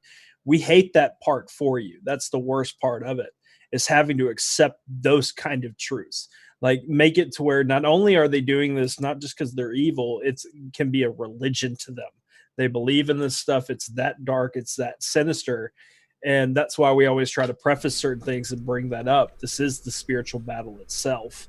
And, you know, just the idea of it being that dark, throw away any horror movie you've ever seen or whatever. It goes down that path, because we are talking about the most carnal evil getting exposed and not being used to being exposed. They were able to tease us with jokes and, you know, soft disclosure, if you will, of movies and TV shows, or backhanded comments or tweets. We're now in this, like, they are being exposed, and it is that dark. So I agree with both of you. I was just interested to hear what you guys had to say about it, because how far is too far on the disclosure? Now, I think personally, and I'll throw this to y'all, and I'll start here with Edge. I was very pushed, you know, like, I stepped back and had a pause moment when I noticed how many counts Ghislaine had, and it all seems like one isolated incident, right? Like, it would be, you know, what was it, 6 charges? Now, I know it's in between just a few years, but any of the reports that I've seen is that Epstein did his thing a couple times a day, and there would always be different people. That, to me, is laying the groundwork. Don't quote me on this. I'm just saying I would not be surprised if she had already made this deal. That's the charges, because she's looking at max 35 years off of this one case over 3 years, or this one situation of 3 years. If it comes from the mouth of Ghislaine, all these truths, then to me that's better than it coming from AG Barr at a you know, a pedestal, you know, explaining it. But what do you think about that? Yeah, the indictment's very narrow. It's only from 94 through 97. The timing on that is interesting. It's not the same time as Epstein's indictment, which was from 2002 to 2005. So yeah, it is a very narrow scope. So that's interesting, but that scope was right in kind of the beginning when they were dating. Like, her father had just been killed off allegedly by the Mossad. And then she came over to the U.S. and shortly thereafter met Epstein. She started rising up as a socialite during that time frame, and introduced Epstein to Prince Andrew, and the three of them were partying and hanging out and doing their stuff all during that time frame. So I think that the focus on that time frame is interesting. I also want to do, as a side note, and I don't know if this is of any relation, but it's interesting that the Clinton Foundation was founded also in 97. So, you know, I really have to wonder if they were running a lot of that blackmail operation. I have no evidence. This is just me theorizing, so please don't quote me, but just theorizing that they are connected. Also, what's interesting too is during that same time frame, you know, we had Les Wexner giving the New York home. So that's in that same time frame. And that home, we know, was just loaded with cameras. We know that they were taping high-profile people with underage girls, because when they raided that home, they found a ton of CDs that were handwritten on them that said, young girl with her name, plus so-and-so, that person's name, the target of their operation. So they have the evidence. Ghislaine's testimony will definitely help, but it's not necessary. We have pretty much everything that we need. Same thing with the London home. A lot of activity was going on out of Ghislaine's London home. That indictment includes the London home, and that's where that famous picture with Prince Andrew and Virginia Roberts Jeffrey and Ghislaine were taken. So I think it's just a snowball effect, and one leads to the next. Just real quick on that point about, you brought up the Clinton Foundation being founded at that time. We know Epstein's lawyers during that time, when he was on this earth, whether you believe he's dead or not, the movie script of what's happening, he claimed to help start it. You know, so that's very interesting about that Exactly. timing. So if they're investigating, I like where you're going with this. If they're investigating that time period, then you can kind of just 1 degree segue into this having to do with the Clinton Foundation startup. Exactly. Yeah, so that's very fascinating. What do you think, Speaker? I think Edge just nailed that out of the park, man. You know, an interesting point that you also brought up was, of course, the rigging of all of the homes with cameras for blackmail material. So obviously they do have a substantial amount of evidence, and I think that Ghislaine, the idea that maybe it took them so long to bring her in because during that time she was orchestrating some type of a plea deal, and they're going to allow her to be arrested and charged, while at the same time she's already given them all the information that they need, and they just needed to give her some kind of a cover perhaps. But Alan Dershowitz put out a really interesting tweet. He said that he heard that Epstein's home was rigged with cameras from, you know, floor to ceiling, every portion of the house. And he said that he waives any rights to any potential footage of him in that home, because if it exists, it will exonerate him, and he wants all of it to come out. What do you guys think that about that move from Alan Dershowitz? Should I go? Yeah, go ahead. Well, long story short, I don't know. I am puzzled. Dershowitz is a puzzle to me. I'm not feeling him. I mean, he's represented Epstein in the past. He really wanted to get his hands on those documents that Virginia Roberts Jeffrey had after the 2015 lawsuit. She had a lot of documents. He was trying to get his hands on those. The judge just this week ordered that Virginia Roberts Jeffrey destroy all of the files that she had in her possession, because apparently the judge had said that they were obtained improperly or something to that effect. But it seems that Dershowitz, right after the judge had said to destroy the files that Virginia Roberts Jeffrey had, Dershowitz makes this claim very confidently that there's no evidence. So I don't know. I really don't know. I'm really on the fence about him. I can't tell. He's a hard one to figure out, if you can even figure it out. He's very much an enigma. He very much jumps around. But I don't feel like he's trustworthy at all. But that's just a feeling. It's nothing based on any fact. But it's just how I feel about it. Going back to what you were saying with that Ghislaine stuff before, man, of why they didn't arrest her quicker. Another possible reason is that they could have been tracking her. And they could have honestly been letting her make moves and seen who she's contacted after that Epstein incident, just to give her space, and hopefully she makes some other mistakes and hopefully incriminates other people while she had that freedom or illusion of freedom. Well, yeah, also on the idea of Alan Dershowitz, I mean, what do you guys think about the posts relating to him? I mean, welcoming him aboard and, what would he say? Welcome aboard, freedom.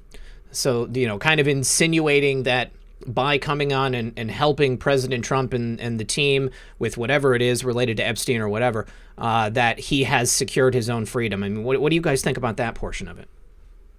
Right, exactly. That's what puzzles me. It's that if I didn't have those Q posts, if he wasn't affiliated with Trump in any way, then I would put him in the same category as all of the other people who have been accused by, you know, Virginia Roberts Jeffrey and others. So it's really, that's the part that puzzles me. I really don't know why Trump has chosen to be affiliated with Dershowitz. I don't know what those freedom posts were all about. I would like to hope that Dershowitz has kind of given over all the information that he has, because we know that he has a lot of information about Epstein. He represented Epstein in that 2008 conviction, or it was the sweetheart deal, basically. He got him the sweetheart deal, Dersh did. Yeah. So, you know, he knows. Dershowitz knows a lot, but I think Dershowitz was involved a lot that we may not like to admit because, you know, of his connection. But I just want to see it play out, because I really have to admit for myself that I just don't know. I'm on the fence about him. Right. And just real quick on that point, having Dershowitz come across, at least to us through those posts, that he, welcome aboard. He's a part of the team and all that stuff. And let's say he did know all these things. That would definitely scare anybody tied to the apparatus known as Epstein. So maybe that message wasn't even for us. It was kind of a shove in the direction of the people they were already watching, because Epstein, that was an earlier post. And thank you to whoever in the chat sent us that. That post was in April of 2018 saying, Alan, welcome aboard. That would have been when they were still investigating Epstein, thanks to Sessions. Mm-hmm. So having that come on, and then you have Dershowitz show up on the impeachment team to help Trump and defend him through all that stuff as well. That would have definitely been very interesting. I don't know. I agree with you. He's very suspect to me, but I just kind of want to see what he does next, because he has been given the opportunity to help defend the president during the Senate trial. So if there is some kind of like damning footage on him, then that wouldn't have been, to me, a smart move. But there's so many things going on, and we might be talking in 3D when, Trump does 5D chess. Yeah, I think Alan Dershowitz is suspect for a number of reasons. When I see him categorically denying any of Virginia Roberts Giuffre's claims against him, I just don't find him to be credible. I feel that there is some level of deception there.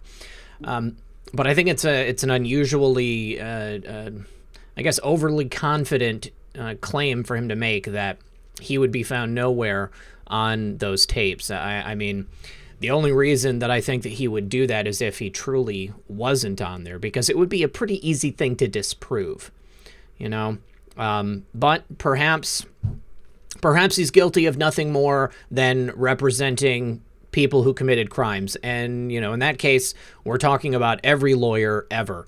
They do take an oath to help provide adequate legal representation for anybody who hires them, and they're supposed to be dispassionate. So there is a possibility that Alan Dershowitz is not a monster per se, but he could have been given some clemency because he stepped up to help support the president, defend him under these extenuating circumstances, and then also provide evidence on Epstein and all of his activities. I wouldn't lose sleep if he got arrested. No, I mean, if this goes on all this stuff. Now, wasn't he an IAB 32 in the chat brought this up? Wasn't he the one that said that the state could give you a vaccine against your will? And that caused that fire going on as well. That's another check mark in the I don't care for Alan D category. To me, it's like, okay, flips and flops, man. It's ridiculous. Right. So yeah, once again, it goes back to that conversation of this isn't like cut and dry. One side against the other, and everybody's completely in lockstep with each other. This could very well just be one of those gray areas where he's just the useful idiot that's going on and all this stuff. I don't care. But then again, why was John Bolton being interviewed by Fox News and having his opinion like it matters today? They had him on. He's another one of those. And I'm like, okay, I don't care. I don't care about your opinion. Go on and let's move forward. I think John Bolton he's just trying to perhaps stay out of jail at this time, but I mean, he's keeping the visibility on him. He wants to give his opinion that President Trump is somebody that you can't trust, and that he had a reason to write this book. But that's a good segue. I mean, what do you guys think about John Bolton? I mean, to me, he's always been somebody who is clearly deep state and was perhaps around so that President Trump could make certain other war hawks feel that they maybe had a little bit of a better chance of controlling what President Trump was doing. Yeah, we've talked about this a bit on John Bolton, man. I don't, and this is one criticism I have of Trump is some of the people he surrounds himself with, whether some of them are put in there in placement or not for reasons, but there's some that you're just like, why John Bolton, right? Like he's right. Such a war hawk, and it's coming out now, but it's really funny when someone like that comes out, who is a complete just warmonger, and the left starts to back him now because he actually starts. So I don't think any of that helps their optics in any way. So now they love John Bolton. It's hilarious to watch him flip and flop and these sort of things, man. But I just don't trust him. I've never trusted him. Never trusted him when Trump put him in that position. So there's some things that he does that kind of boggles me and that I can't figure out or say with confidence that I know what the plan was there. Edge, how about you? I mean, I think to President Trump's credit, I mean, he didn't do a single thing that John Bolton advised him to do.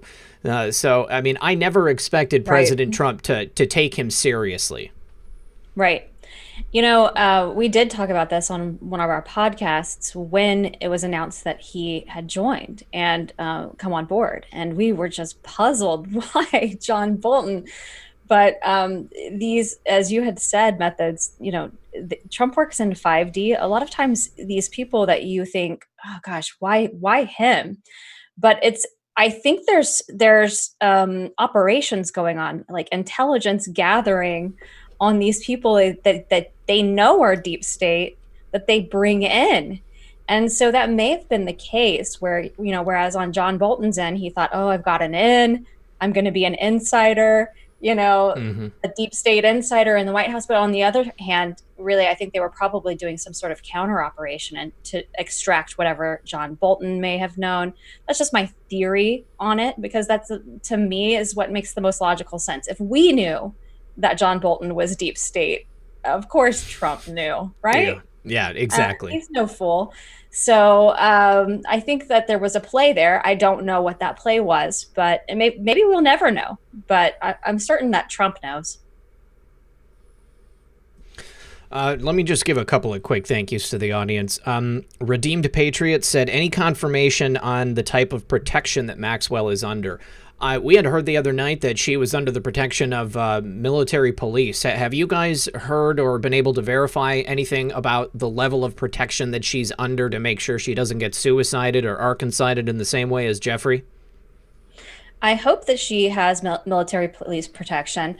I know that she's still staying at the same prison where Epstein did not kill himself, MCC. So that's concerning. At the press conference announcing her arrest, the U.S. attorney was asked that specific question, if there were extra measures being taken to ensure her safety. And she said something to the effect of, we are very sensitive to that, and we are in communication with the Bureau of Prisons.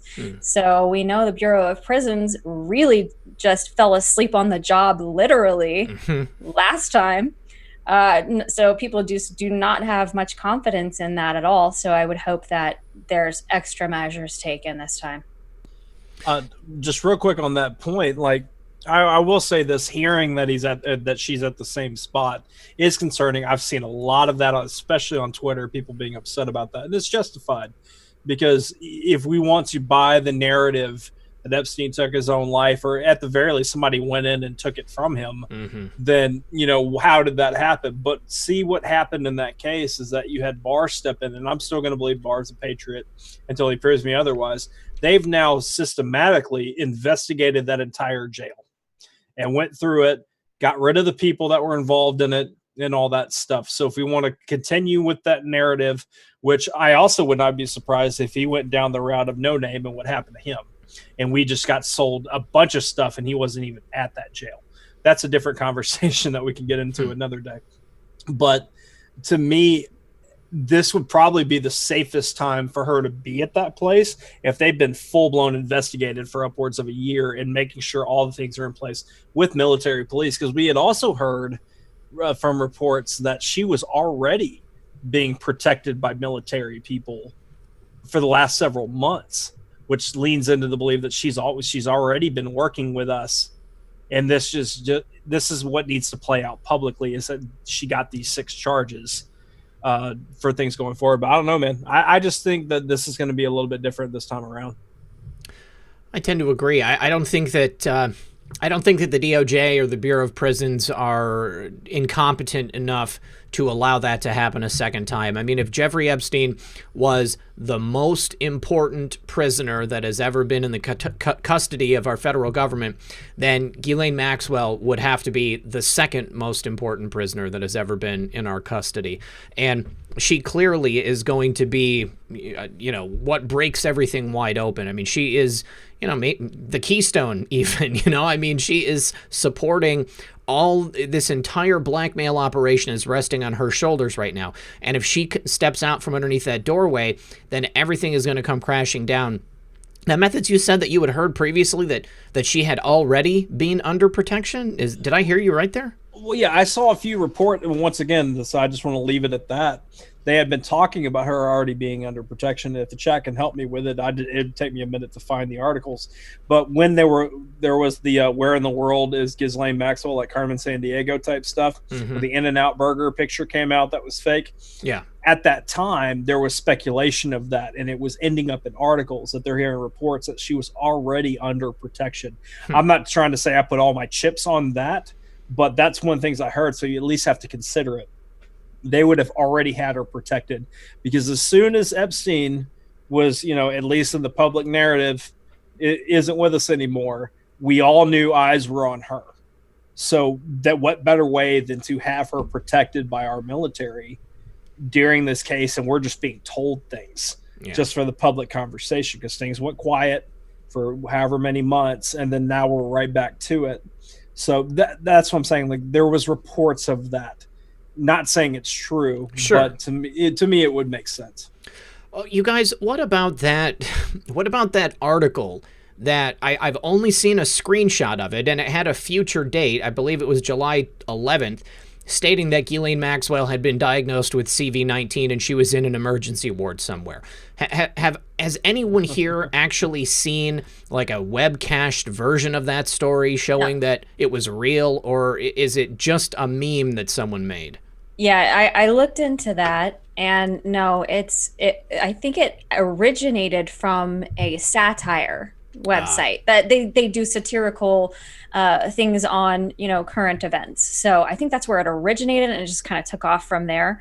But I don't think there's any validity to that. Okay. Well, I've also heard that 4chan takes claim of doing that troll because they knew that that's what would probably happen. So yeah, to me, I think 4chan did it because they have no problem doing that. Yeah. But no, I definitely don't believe that. It's been spread around a bunch, and that's fine. If anything, it keeps people's eyes on it. It's kind of harmless in that case. Mm-hmm. But no, I don't believe that she's actually being, has gotten it or anything like that. Sure. I see several people in the chat throughout the entire show saying that they don't even believe that she was arrested. There's no booking photo. There was no perp walk. The only thing that we have to say that she was arrested was the press conference from the SDNY. That was pretty convincing to me. What do you guys think about the possibility that maybe she was never actually arrested? Well, I never actually considered that possibility, but I will tell you I was incredibly disappointed I didn't get a perp walk. I was very upset about that. Right. But it's a good point. We didn't actually see any of that. So I guess you could go both ways. Either she had already been in custody for a while, or she's not in custody. Either of those could still be plausible, I suppose. But what does it achieve going down those rabbit holes?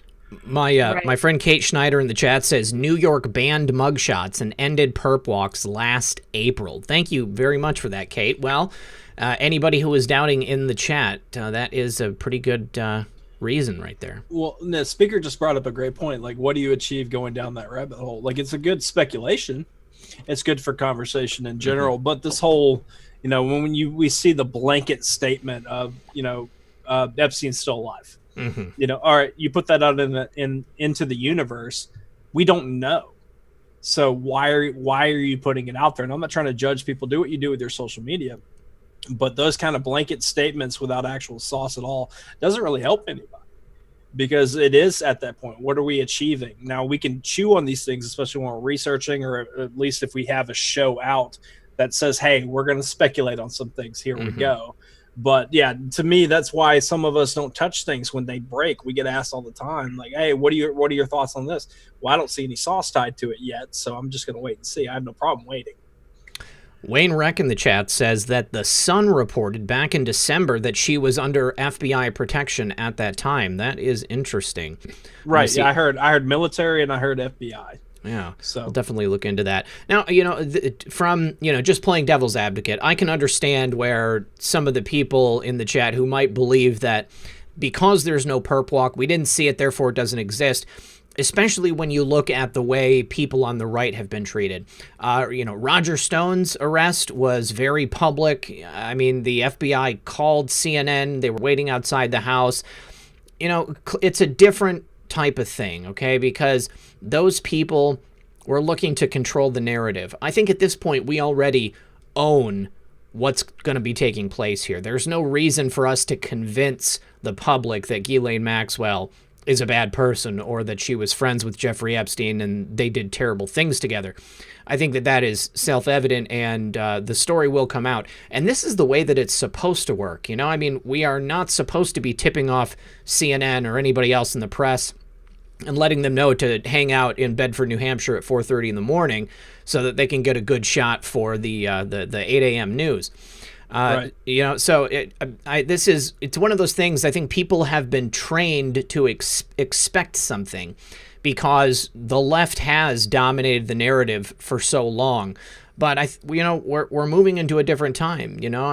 We're trying to restore law and order. We're not trying to continue the way that things have been done for so long in this country. Basically, they've been doing it the wrong way, and we need to realize that it has to be done a different way so that we can have true law, order, and justice here in this country again. Good point. Yeah. Methods, what else did we have that we needed to talk about? We're pretty much at it. We hit everything that we wanted to. Obviously, I want to give them a few moments to explain what they want to do. Features with HiveMind and stuff like that. I've been dropping the link in the chat. If you guys don't mind subscribing over there, it's definitely a channel, something to listen to, especially if you like the dialogue, the conversation around a topic. We see a headline, and we can already assume the body under the headline of the mainstream media is going to be garbage. They're going to have that conversation. They're going to give that to you. I can appreciate that. I know a lot of people that follow us do. So make sure you're doing that. They're also the Sharp Edge and the Speaker2018 on Twitter. Make sure you're doing that there. Now, real quick, before we turn things over to there, Red Pill, do you want to go ahead and give announcements about what we're doing this week? Because I know that you got some stuff going on. Yes. Before that, I need to just say thank you to Judith. Also, thank you to Redeemed Patriot. Redeemed Patriot said, just waiting for it to come up. Well, while we're waiting for that to come up, Real Red Pill Girlfriend and I are going to be going away this week. During the week, I'm not going to be producing daily shows. We're not going to be doing Occam's Razor. There is a possibility I might do a show here or there, depending on what we have going on that day. But by and large, I'm taking the week off. So just want to let everybody know. Maybe I'll post like a vlog, what I'm doing at the beach or something like that, just to say hi. But I appreciate everybody's patience, understanding that I need to take some time off. Also, Brock says that I haven't heard you go over 2-hour limit with true sustenance in some time. Enjoy those kudos, sir. Thank you very much. So that was for last night. Christine, also from last night. Deborah said, thank you for the great shows on Friday and Saturday. Denise, thank you, Denise. And then Dennis as well from yesterday. So thank you, everybody, for the donations and support of the show. Really appreciate it. And just real quick on that moment as well, this Wednesday, I'll put out the graphic this week. So you guys know I don't have the time in front of me, but my future co-host, Scott with Woke Societies, and I are going to be on the 5x5 network with Conscious Abe. We're going to hang out, talk more about the channel, the show that we're going to do, probably release the date of when we're going to be doing that show. It'll be once a week, but I just want to give everybody a heads up on that. That's at least what I'm going to be doing this week, and I might pop up on another show here or there, especially if we're going to take off this week from Occam's Razor. But yeah, anything else, Red Pill, before we move on?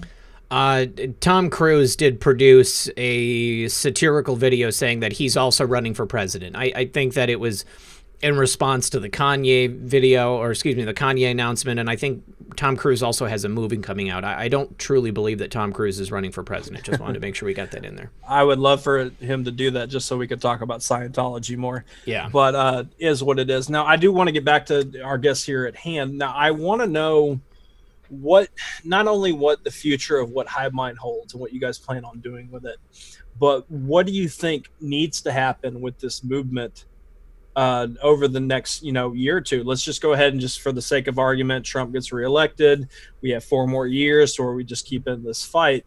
What do you think needs to be done as far as this environment that we're creating? Because we are still somewhat in our infancy. We're kind of, we've got our legs, we're building this movement, but what's the future for Hive Mind, and what's the future overall that you see, or what needs to happen with this situation that we have that's not mainstream media?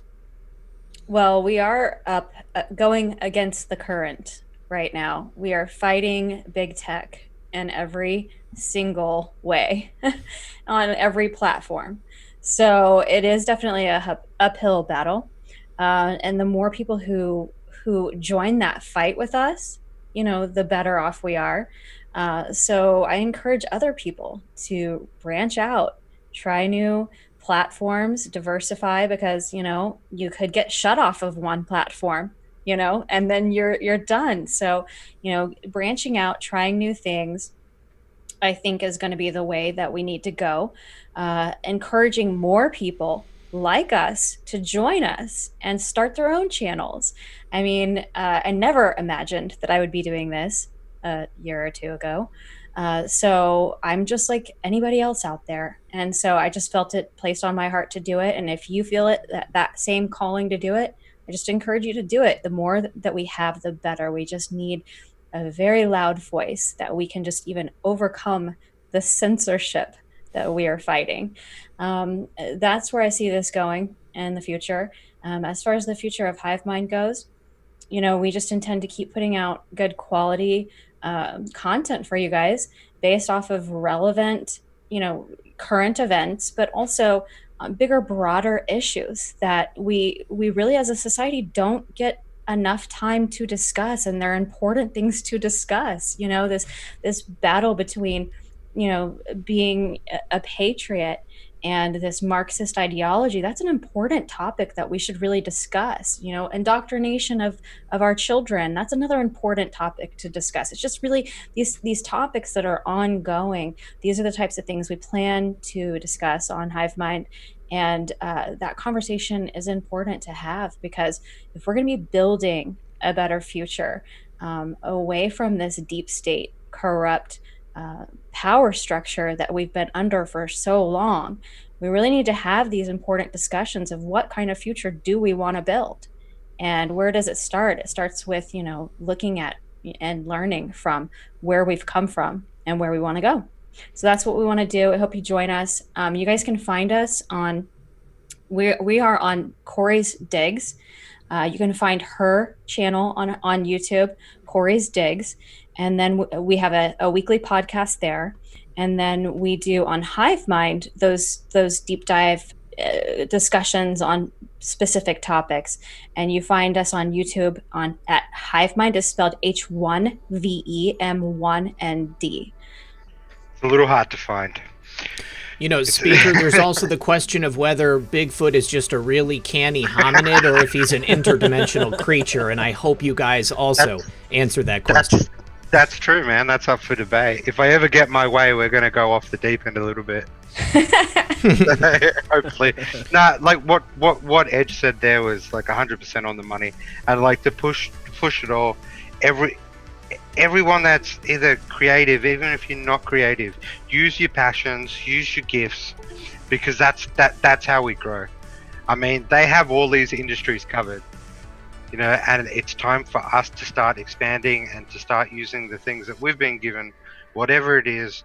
No talent is worthless, and try to push it out there in the universe. And we do want to really thank everyone that follows us, everyone that listens, all our Patreons, your Patreons, because you people are so important at helping us keep these things going. Without you, look, there'd be absolutely nothing. YouTube does the best to demonetize us, kick us off platforms.